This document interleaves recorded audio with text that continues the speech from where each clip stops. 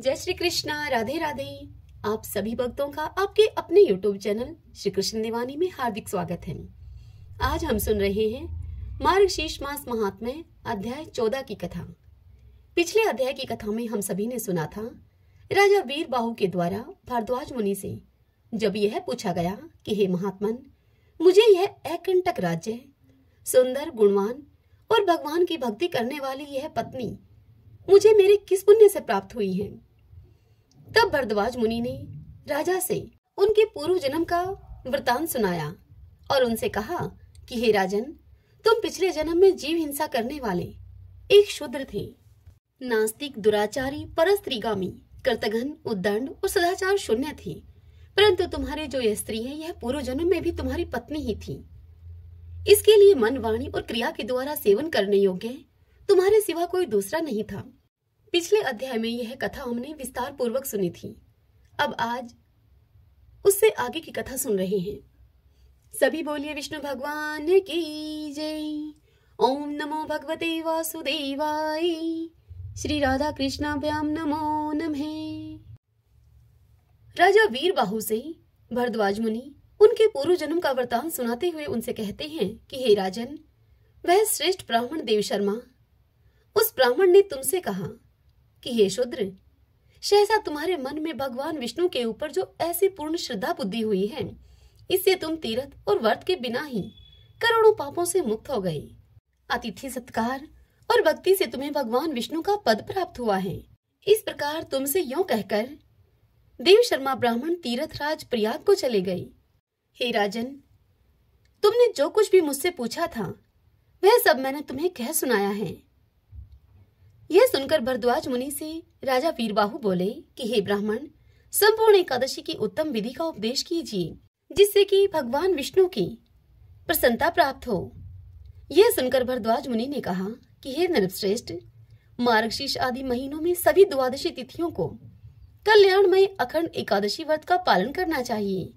दशमी को नक्त व्रत करें, एकादशी को दिन में और रात्रि में भी उपवास करें तथा द्वादशी को पारणा के रूप में केवल एक बार भोजन करें। इसे अखंडा एकादशी कहते हैं। दिन के 8वें भाग में जब सूर्य की ज्योति मंद हो गई हो, उसी समय को नक्त जानना चाहिए। उसी में किए हुए भोजन को नक्त व्रत कहते हैं। रात्रि में भोजन करने का नाम नक्त व्रत नहीं है। कांसे के बर्तन में भोजन उड़द, मसूर, चना, कोदो, साग, शहद, दूसरे का अन्न, दोबारा भोजन और मथुन, इन 10 वस्तुओं को विष्णु भक्त मनुष्य दशमी को ही त्याग दें।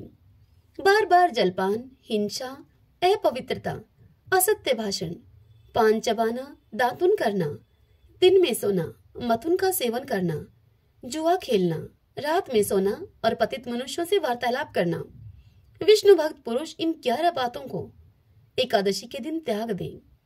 एकादशी को भगवान से प्रार्थना करके कहें, हे केशव, आज आपकी प्रसन्नता के लिए मेरे द्वारा दिन और रात में संयम नियम का पालन हो।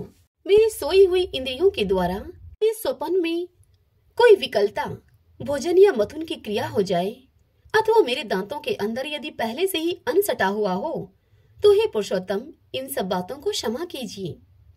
पापों से उपावर्त अर्थात पापों से निवृत्त होकर जो गुणों के साथ वास किया जाए, उसी को उपवास समझना चाहिए। शरीर को सुखा डालने का नाम उपवास नहीं है।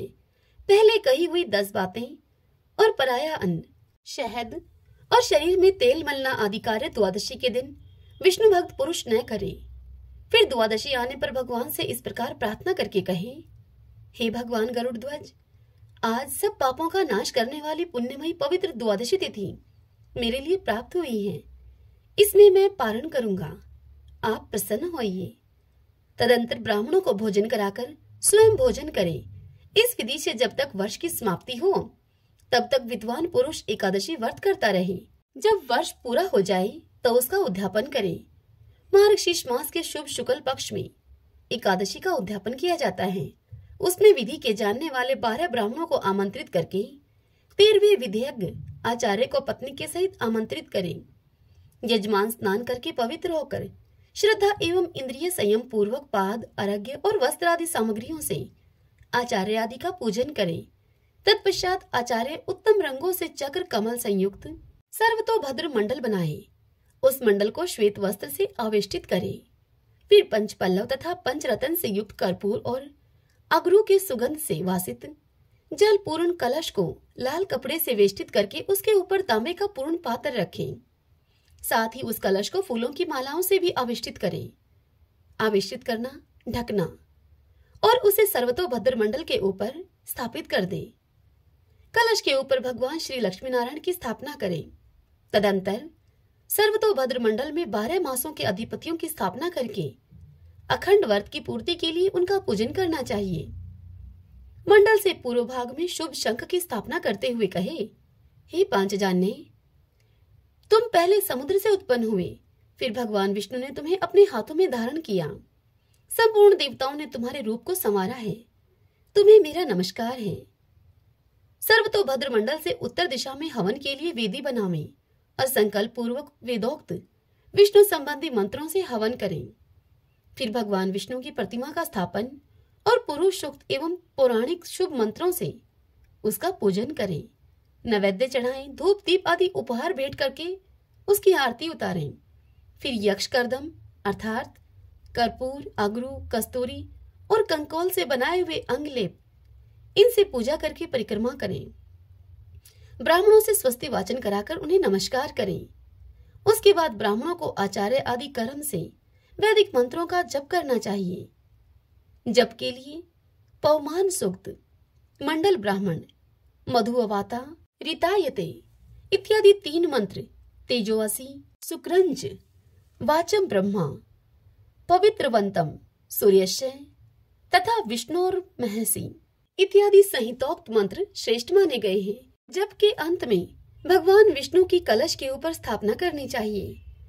जब दिन निकल जाए तो दिन निकलने पर नीचे लिखे हुए इस कर्म के द्वारा हवन करें। यज्ञाग्नि क्रिया परायण पुरुष पहले पात्र स्थापन करके विधि पूर्वक पूजा करने के पश्चात स्तुति करें। उसके बाद अपनी शाखा के ग्रह सूत्र में बताई हुई विधि के अनुसार चरु पूर्वक होम करें। चरु 2 पात्रों में तैयार करें। पुरुष सूक्त के मंत्र से चरु की 16 आहुतियां दें और घृत युक्त पायस के द्वारा 4 बार श्रेष्ठ आहुति प्रदान करें। उसके बाद पारदेश मात्र अर्थात अंगूठे से लेकर तर्जनी तक की लंबी 100 पलाश की समिधाएं लेकर उन्हें घी में डुबो दे और इदम विष्णुर विचक्रमे इत्यादि मंत्रों से कर्म की सिद्धि के लिए उनका हवन करे। समिधाओं की 100 आहुति देने के बाद तिल की 200 आहुतियां दे। इस प्रकार वैष्णव होम करके ग्रह यज्ञ आरंभ करें।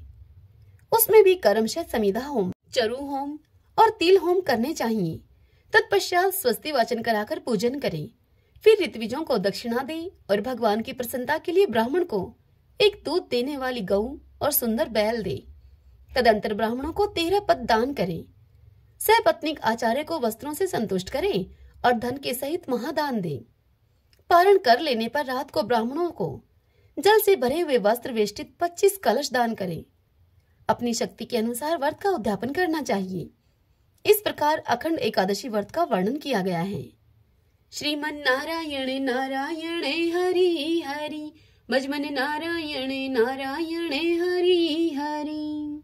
श्री महादेव जी देवी पार्वती से कहते हैं कि हे पार्वती, दक्षिण दिशा में कोल्हापुर नाम का एक नगर है जो कि सब प्रकार के सुखों का आधार, सिद्ध महात्माओं का निवास स्थान तथा सिद्धि प्राप्ति का क्षेत्र है। वह पराशक्ति भगवती लक्ष्मी प्रधान पीठ है। संपूर्ण देवता उसका सेवन करते हैं। वह पुराण सिद्ध तीर्थ, भोग और मोक्ष प्रदान करने वाला है। वहां पर करोड़ों तीर्थ और शिवलिंग हैं। रुद्र गया भी वही है। वह विशाल नगर लोगों में बहुत ही विख्यात है। एक दिन कोई युवक पुरुष उस नगर में आया। वह कहीं का राजकुमार था। उसके शरीर का रंग गोरा, नेत्र सुंदर, ग्रीवा शंख के समान, कंधे मोटे, छाती चौड़ी और भुजाएं बड़ी बड़ी थीं। नगर में प्रवेश करके जब सब और महलों की शोभा निहारता हुआ, वह देवेश्वरी महालक्ष्मी के दर्शनार्थ उत्कंठित होकर मणिकंठ तीर्थ में गया। तब वहां स्नान करके उसने पितरों का तर्पण किया। फिर महामाया महालक्ष्मी जी को प्रणाम करके भक्ति पूर्वक उनका सत्वन करना आरंभ किया। वह राजकुमार सत्वन करते हुए बोला, जिसके हृदय में असीम दया भरी हुई है, जो समस्त कामनाओं को देने वाली तथा अपने कटाक्ष मात्र से सारे जगत की सृष्टि, पालन और संहार करती हैं, उन जगन माता महालक्ष्मी की जय हो। जिस शक्ति के सहारे उसी के आदेश के अनुसार परमेष्ठी ब्रह्मा सृष्टि करते हैं, भगवान अच्युत जगत का पालन करते हैं और भगवान रुद्र अखिल विश्व का संहार करते हैं। उस सृष्टि, पालन और संहार की शक्ति से संपन्न भगवती पराशक्ति का मैं भजन करता हूँ। हे कमले, योगी जन तुम्हारे चरण कमलों का चिंतन करते हैं। हे कमलालये, तुम अपनी स्वाभाविक सत्ता से ही हमारे समस्त इंद्रिय गोचर विषयों को जानती हो। तुम ही कल्पनाओं के समूह को तथा इसका संकल्प करने वाले मन को उत्पन्न करती हो। इच्छा शक्ति, ज्ञान शक्ति और क्रिया शक्ति, ये सब तुम्हारे ही रूप हैं। तुम परासंवित अर्थात परम ज्ञान रूपिणी हो। तुम्हारा स्वरूप निष्कल, निर्मल, नित्य, निराकार, निरंजन, अंतर रहित, आतंक शून्य, अवलंबहीन और निरामय है। हे देवी, तुम्हारी महिमा का वर्णन करने में भला कौन समर्थ हो सकता है, जो षट चक्रों का भेदन करके अंतःकरण के 12 स्थानों में विहार करती हैं। अनाहत ध्वनि, बिंदु, नाद और कला, ये जिसके स्वरूप हैं, उस माता महालक्ष्मी को मैं प्रणाम करता हूँ। हे माता, तुम अपने मुख रूपी पूर्ण चंद्रमा से प्रकट होने वाली अमृत राशि को बहाया करती हो। तुम ही परा, पश्यंती, मध्यमा और वैखरी नामक वाणी हो। मैं तुम्हें नमस्कार करता हूँ। हे देवी, तुम जगत की रक्षा करने के लिए अनेक रूप धारण किया करती हो। हे अंबिके, तुम ही ब्राह्मी, तुम ही वैष्णवी तथा महेश्वरी शक्ति हो। वाराही, महालक्ष्मी, नारासिंगी, इंद्री, कौमारी, चंडिका, जगत को पवित्र करने वाली लक्ष्मी, जगन माता सावित्री, चंद्रकला तथा रोहिणी भी तुम ही हो। हे परमेश्वरी, तुम भक्तों का मनोरथ पूर्ण करने के लिए कल्पलता के समान हो। मुझ पर तुम प्रसन्न हो जाओ। उसके इस प्रकार स्तुति करने पर भगवती महालक्ष्मी अपना साक्षात स्वरूप धारण करके उससे बोली, राजकुमार, मैं तुमसे प्रसन्न हूँ, तुम कोई उत्तम वर मांगो। यह सुनकर वह राजपुत्र बोला, माँ, मेरे पिता राजा बृहद्रथ अश्वमेध नामक महान यज्ञ का अनुष्ठान कर रहे थे। दैव योग से रोगाग्रस्त होकर स्वर्गगामी हो गए। इसी बीच में यूप में बंधे हुए मेरे यज्ञ संबंधी घोड़े को, जो कि समूची पृथ्वी की परिक्रमा करके लौटा था, किसी ने रात्रि में बंधन काटकर कहीं अन्यत्र उसे पहुंचा दिया। उसकी खोज में मैंने कुछ लोगों को भेजा था, किंतु वे कहीं भी उसका पता न पाकर जब खाली हाथ लौट आए हैं, तब मैं सब ऋत्विजों से आज्ञा लेकर तुम्हारी शरण में आया हूँ। हे देवी, यदि तुम मुझ पर प्रसन्न हो तो मेरे यज्ञ का घोड़ा मुझे मिल जाए, जिससे कि वो यज्ञ पूर्ण हो सके। तभी मैं अपने पिता महाराज का ऋण उतार सकूंगा। शरणागतों पर दया करने वाली हे जगजननी लक्ष्मी, जिससे मेरा यह यज्ञ पूर्ण हो, आप वह उपाय करो। यह सुनकर भगवती लक्ष्मी ने उस राजकुमार से कहा कि राजकुमार, मेरे मंदिर के दरवाजे पर एक ब्राह्मण रहते हैं, जो लोगों में सिद्ध समाधि के नाम से विख्यात हैं। वे मेरी आज्ञा से तुम्हारा सब काम पूरा कर देंगे। महालक्ष्मी के इस प्रकार कहने पर राजकुमार उस स्थान पर आए जहां पर वह सिद्ध समाधि रहते थे। उनके चरणों में प्रणाम करके राजकुमार चुपचाप हाथ जोड़कर वहां खड़ा हो गया। राजकुमार को देखकर उस ब्राह्मण ने कहा, तुम्हें माताजी ने यहाँ भेजा है। अच्छा, देखो, मैं तुम्हारा सारा अभीष्ट कार्य सिद्ध करता हूँ। यूं कहकर राजकुमार से मंत्रवेता ब्राह्मण ने सब देवताओं को वहीं खींचा। राजकुमार ने देखा, उस समय सब देवता हाथ जोड़कर थर-थर कांपते हुए वहां उपस्थित हो गए। तब उन श्रेष्ठ ब्राह्मण ने समस्त देवताओं से कहा कि हे देवगण, इस राजकुमार का अश्व, जो यज्ञ के लिए निश्चित हो चुका था, रात में देवराज इंद्र ने चुराकर अन्यत्र पहुंचा दिया है। उसे शीघ्र ही लेकर आओ। तब देवताओं ने मुनि के कहने से यज्ञ का घोड़ा लाकर दे दिया। इसके बाद उन्होंने उन्हें जाने के लिए आज्ञा दी। देवताओं का आकर्षण देखकर तथा खोए हुए आशों को पाकर राजकुमार ने मुनि के चरणों में प्रणाम करके उनसे कहा। राजकुमार ने महर्षि से कहा, हे महर्षि, आपका यह सामर्थ्य आश्चर्यजनक है। आप ही ऐसा कार्य कर सकते हैं, दूसरा कोई नहीं। हे ब्राह्मण, मेरी प्रार्थना को सुनिए। मेरे पिता राजा बृहद्रथ अश्वमेध यज्ञ का अनुष्ठान आरंभ करके दैवयोग से मृत्यु को प्राप्त हो गए हैं। अभी तक उनका शरीर तपाए हुए तेल में सुखाकर मैंने रख छोड़ा है। हे साधु श्रेष्ठ, आप उन्हें पुनः जीवित कर दीजिए। यह सुनकर महामुनि ब्राह्मण ने किंचित मुस्कुराकर उनसे कहा कि चलिए राजकुमार, जहां यज्ञ मंडप में तुम्हारे पिता मौजूद हैं, चलिए वहां चलिए। तब सिद्ध समाधि ने राजकुमार के साथ वहां जाकर जल अभिमंत्रित किया और उसे उस शव के मस्तक पर रखा। मस्तक पर वह जल रखते ही राजकुमार के पिता, वह राजा, जीवित हो गए और सचेत होकर वह उठकर बैठ गए।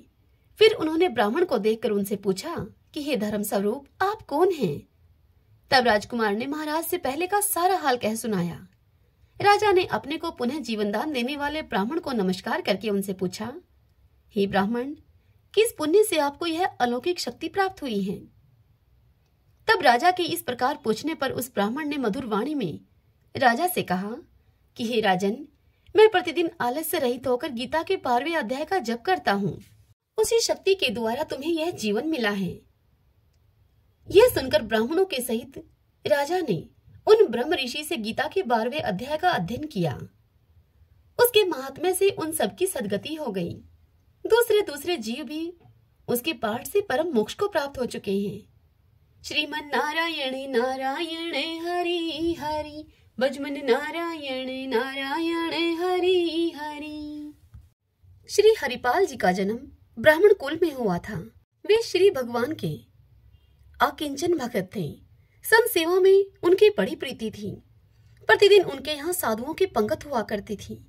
धीरे धीरे जब उनके घर का सारा धन समाप्त हो गया, तब वह बाजार से उधार ला लाकर संतों के भोजन प्रसाद की व्यवस्था करने लगे। जब थोड़े ही दिन में बाजार में भी जब हजारों रुपयों का उनके ऊपर कर्जा हो गया, तो वहां से भी उधार मिलना उन्हें बंद हो गया। पास पड़ोस के लोग इसलिए उधार देने से कतराते थे उनको कि ये दिन भर तो साधु सेवा करते हैं, कुछ काम धंधा तो करते नहीं हैं, फिर वापस हमें कैसे लौटाएंगे हमारा पैसा। इस प्रकार आसपास के लोगों ने उन्हें धन देना बंद कर दिया। संत सेवा के लिए जब कहीं से भी धन की व्यवस्था न हो सकी, तो वे अत्यंत दुखी रहने लगे। ये सदैव यही सोचा करते कि धन की व्यवस्था का क्या उपाय किया जाए, जिससे कि साधु सेवा निर्विघ्न होती रहे। इसी कर्म से ये एक बार किसी वैश्य के यहाँ चोरी करने के उद्देश्य से घुसे थे। आधी रात का समय था। अचानक खटपट होने से वैश्य की पुत्री की नींद टूट गई। उसने अपने पिता से कहा कि पिताजी, लगता है घर में कोई चोर घुसा है। तब वैश्य ने उठकर देखा और अपनी बेटी से कहा कि बेटी, तुम चिंता न करो, हमारे गांव में न कोई चोर है और न कभी चोरी होती है। अगर कोई होगा तो भी वह हरिपाल ही होगा। वे साधु सेवा के लिए ही कुछ ले जाने के लिए आया होगा, इसीलिए अब तू और मैं चुपचाप सो जाते हैं। उन दोनों वैश्य पिता और पुत्री की इस वार्ता को जब हरिपाल ने सुना, तो उन्हें इस बात की बड़ी ग्लानि हुई कि वे एक भगवान के भक्त के यहाँ चोरी करने के लिए घुसे हुए हैं। उन्होंने सारा सामान तो वहीं छोड़ दिया, साथ ही वह चादर भी छोड़ दी जिसमें उन्होंने चोरी का सब सामान बांधा था।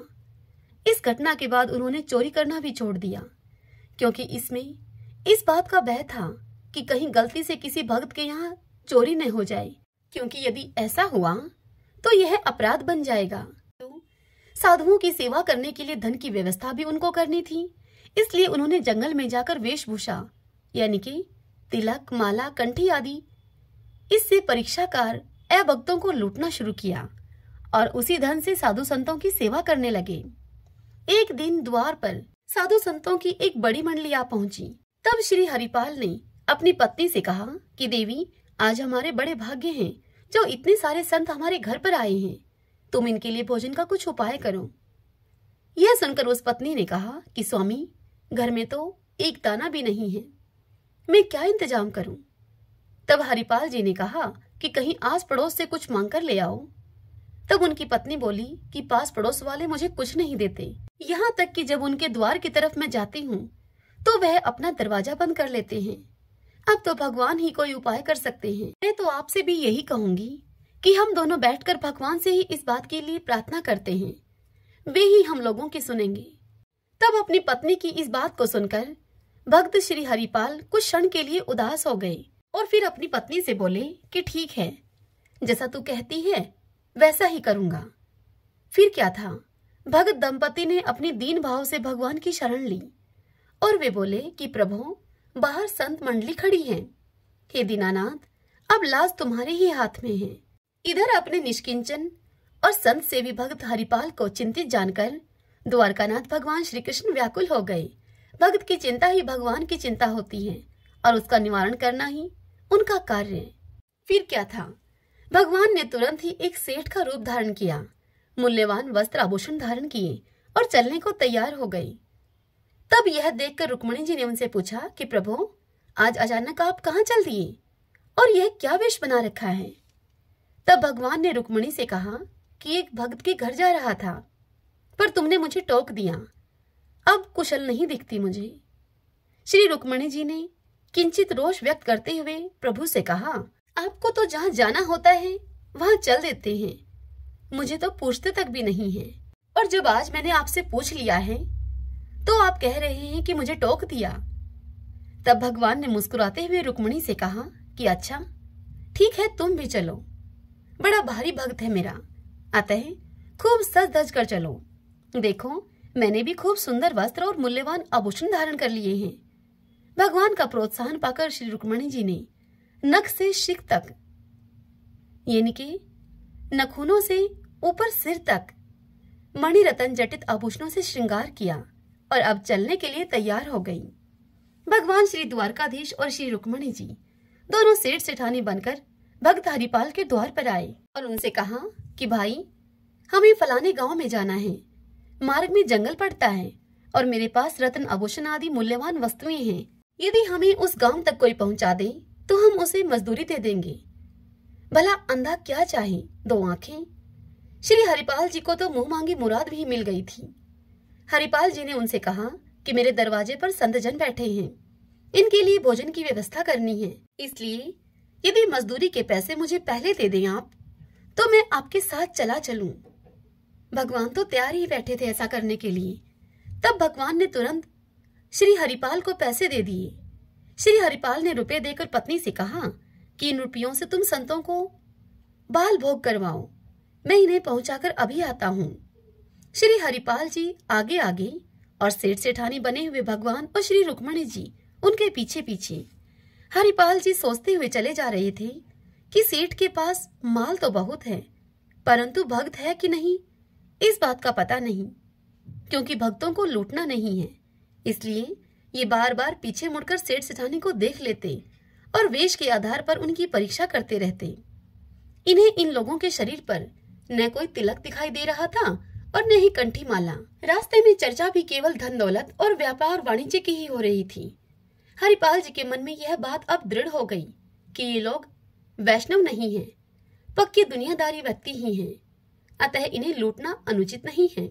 यह विचार करके जब निर्जन सुनसान जंगल में वे पहुंचे तो सेठ सेठानी के गर्दन पर भाला रख दिया और गरज कर हरिपाल उनसे बोले, तुम्हारे पास जो भी कुछ हो उसे निकाल कर रख दो, नहीं तो तुम बेमौत मारे जाओगे। तुम लोगों को मालूम नहीं मेरा नाम हरिपाल है। भगवान ने कांपते हाथों से चुपचाप जल्दी जल्दी सारे आभूषण उतार दिए। आखिर वे तो आए ही इसलिए थे। इसके बाद उन्होंने रुक्मिणी जी को भी संकेत किया कि जल्दी से तुम भी सारे आभूषण उतार दो, नहीं तो बेकार ही विपत्ति में पड़ जाओगी। रुक्मिणी जी को बड़ा आश्चर्य हुआ कि आज प्रभु कैसी लीला कर रहे हैं। जिसके डर से काल भी डरता हो, वे सर्वशक्तिमान प्रभु इस मृत्यु मानव से भला क्यों डर रहे हैं। फिर भी प्रभु की इच्छा समझकर रुक्मिणी जी ने सारे आभूषण उतार दिए। बस एक उंगली में एक छल्ला रह गया, जो कि जल्दी जल्दी करने के कारण निकल नहीं रहा था। जब हरिपाल जी ने यह देखा कि सेठानी की उंगली में अभी एक छल्ला बचा है और उससे भी संत सेवा हो सकती है, तो बड़ी निष्ठुरता पूर्वक उंगली मरोड़कर रुक्मिणी जी के हाथ से उन्होंने वह छल्ला भी निकाल लिया। अब तो रुक्मिणी जी को बहुत ही क्रोध आया कि इस दुष्ट को इतने आभूषण तो दे दिए गए, फिर भी एक छल्ले के लिए इसने मेरी उंगली मरोड़ दी। अब वे श्राप देने को उसे उद्यत हो गई। भगवान उनके मनोभावों को जान गए और कहीं रुक्मिणी जी उनको श्राप न दे दे, यह सोचकर तुरंत ही अपने असली रूप में प्रभु प्रकट हो गए और भक्त हरिपाल को अपने वक्ष स्थल से चिपटा लिया, मानो प्रभु ने इस प्रकार श्री रुक्मिणी जी को यह बता दिया हो कि इसे श्राप न दो, अन्यथा इसका श्राप भी मैं अपने ऊपर ही ले लूंगा। जब हरिपाल जी को यह पता चला कि जिन सिर सिठाने को उसने लूट लिया है वे तो मेरे परम आराध्य ही हैं। तो उनकी दशा बड़ी ही विचित्र हो गई। वे बार बार प्रभु के चरणों में गिरकर क्षमा याचना करते हुए बड़ा ही प्रायश्चित करने लगे और सारा धन वापस करने लगे। तब भगवान ने श्री हरिपाल से कहा कि भैया, यह तो मैं तुम्हारे लिए ही लेकर आया था। तुम्हारी संत सेवा से मैं बहुत ही प्रसन्न हूँ। तुम तो मेरे भक्तों के मुकुटमणि भक्तराज हो। तुम किसी प्रकार की चिंता न करो और यह सारा धन ले जाकर तुम संतों की खूब सेवा करो। श्री हरिपाल जी ने भगवान से कहा कि हे प्रभु, यदि संतों को इस बात का पता लग जाएगा तो वे इसे स्वीकार नहीं करेंगे और मेरी जग हंसाई भी बहुत होगी कि इसने तो भगवान को ही लूट लिया। यह सुनकर भगवान ने श्री हरिपाल से कहा कि तुम डरो मत, यह सब मेरी ही इच्छा से हुआ है, अतः मैं किसी से नहीं कहूंगा। इस प्रकार वार्तालाप और दर्शन देकर जब भगवान जाने को उद्यत हुए तो श्री हरिपाल ने भगवान से कहा कि प्रभु, यदि आपने संत सेवा से संतुष्ट होकर मुझे दर्शन दिए हैं तो इसकी प्रेरणा तो मुझे मेरी पत्नी ने दी है, अतः कृपा करके आप मेरी पत्नी को भी दर्शन दें। भगवान भक्त हरिपाल के भाव को जानकर बड़े ही प्रसन्न हुए और घर चलकर दर्शन देने के लिए उन्होंने स्वीकृति दे दी। फिर क्या था, हरिपाल जी आनंद से नाच उठे। उन्होंने कंधे पर एक ओर भगवान को और दूसरी ओर माता रुक्मिणी को बिठाया और घर लाकर सिंहासन पर बैठाकर उनकी खूब सेवा पूजा की। तत्पश्चात संतों का बड़ा भंडारा हुआ। हरिपाल जी की पत्नी जब संतों के लिए भोजन बनाने लगी तो श्री रुक्मिणी जी ने भी से आग्रह उसमें हाथ बटवाया। इसी प्रकार जब श्री हरिपाल जी भोजन परोसने लगे तो भगवान भी उनके साथ साथ जुट गए। संतों ने भक्त और भगवान की जय जयकार की और आनंद पूर्वक भंडारा संपन्न हुआ। इस प्रकार श्री भगवान अपने भक्तों से उसी प्रकार से स्नेह करते हैं जैसे कि गौ माता अपने बछड़े से प्रेम करती है। जैसे पैमान करते समय वत्स स्तनों पर प्रहार करता है तो भी गौ माता उसे दूध देती है, वैसे ही भक्त के द्वारा दिए हुए कष्ट को न ध्यान में रखकर भगवान सिर्फ उसके भाव को ही देखते हैं। श्रीमन नारायण नारायण हरि हरि, भजमन नारायण नारायण हरि हरि। समय की अधिकता को देखते हुए आइए भक्तजनों, अब हम श्री कृष्ण चालीसा और भगवान श्री कृष्ण की आरती करते हैं। पंछी शोभित कर मधुर नील जलद तन श्याम, अरुण अधर जनु बिंब फल नैन कमल अभिराम। पूर्ण इंद्र अरविंद मुख पीतांबर शुभ साज, जय मन मोहन मदन छवि कृष्ण चंद्र महाराज। जय यदुनंदन जय जगवंदन, जय वसुदेव देव की नंदन, जय यशोदा सुत नंद दुलारे, जय प्रभु भक्तन के दृग तारे। जय नट नागर नाथ नथैया, कृष्ण कन्हैया धेनु चरैया। पुनि नख पर प्रभु गिरिवर धारो, आओ दीनन कष्ट निवारो। बंसी मधुर अधर धर टेरी, होवे पूर्ण विनय यह मेरी। आओ हरि पुनि माखन चाखो, आओ लाज भगत की राखो। गोल कपोल चिबुक अरुणारे, मृदु मुस्कान मोहिनी डारे। रंजित राजीव नयन विशाला, मोर मुकुट वजयंती माला। कुंडल श्रवण पीत पट आछे, कटिकिं कणिका छन काछे। नील जलज सुंदर तनु सोहै, छवि लखी सुर नर मुनि मोहै। मस्तक तिलक अलक घुंघराले, आओ कृष्ण बांसुरी वाले। करी पय पान पुतन ही तारयो, अका बका कागा सुर मारयो। मधुवन जलत अग्नि जब ज्वाला, भय शीतल लखत ही नंद लाला। सुरपति जब ब्रज चढ़यो रिसाई, मूसर धार वारी वृषाई। लगत लगत ब्रज चहन बहायो, गोवर्धन नख धारी पचायो। लखी यशोदा मन भ्रम अधिकाई, मुख में जो धन भुवन दिखाई। दुष्ट कंस अति उधम बचायो, कोटि कमल जब फूल मंगायो। नाथी काल यही तब तुम लीने, चरण चिन्ह दे निर्भय कीने। करी गोपिन संग रास विलासा, सबकी पूर्ण करी अभिलाषा। केतक महा असुर सहारियो, कंस ही केश पकड़ दई मारियो। मातु पिता की बंदी छुड़ाई, उग्रसेन कह राज दिलाई, मही से मृतक छहु सुत लायो, मातु देव की शोक मिटायो। बोमासुर मुर दैत्य सहारी, लाए शट 10 सैश कुमारी। दे भी मही तुण चीर सहारा, जरा सिंधु राक्षस कह मारा। असुर बकासुर आदिक मारयो, भक्तन के तब कष्ट निवार्यो। दीन सुदामा की दुख टारयो, तंदुल 3 मुट्ठी मुख डारयो।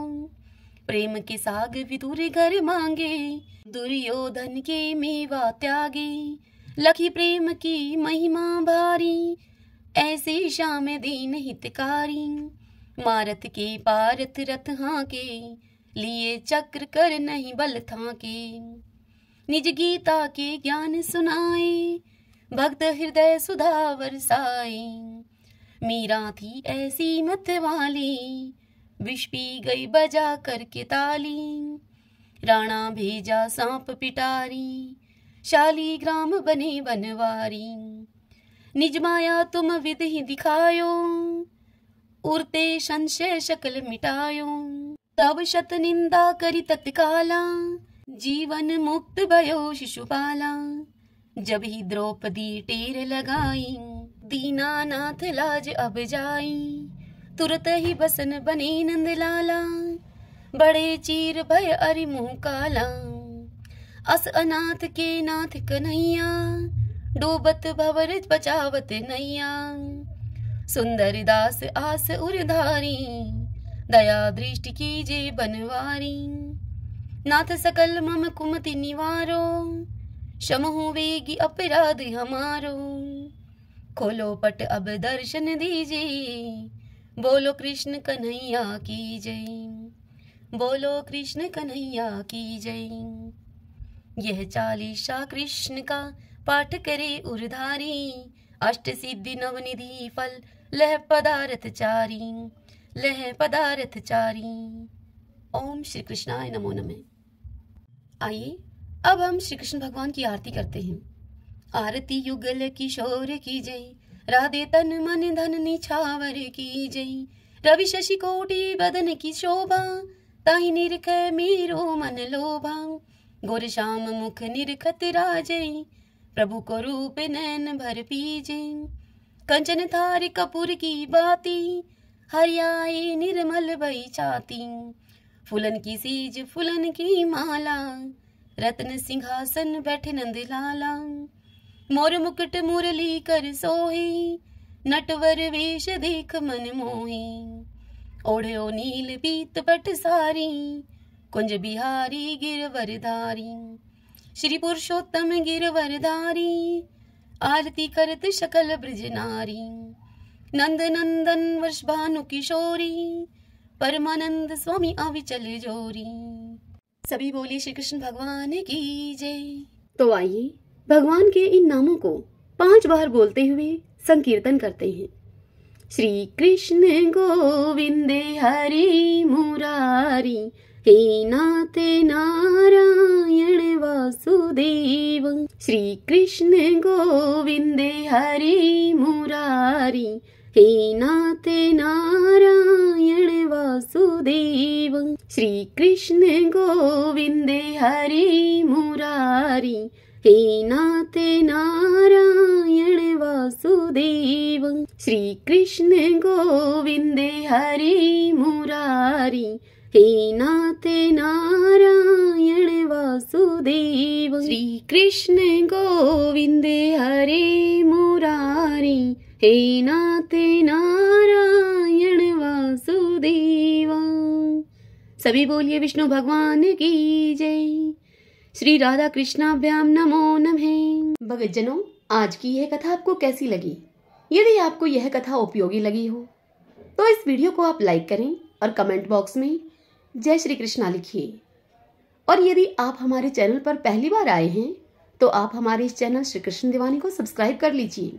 बेल आइकन के बटन को भी प्रेस कर लीजिएगा ताकि आपको आने वाले सभी वीडियोस की जानकारी सबसे पहले उपलब्ध हो सके। हरे कृष्णा।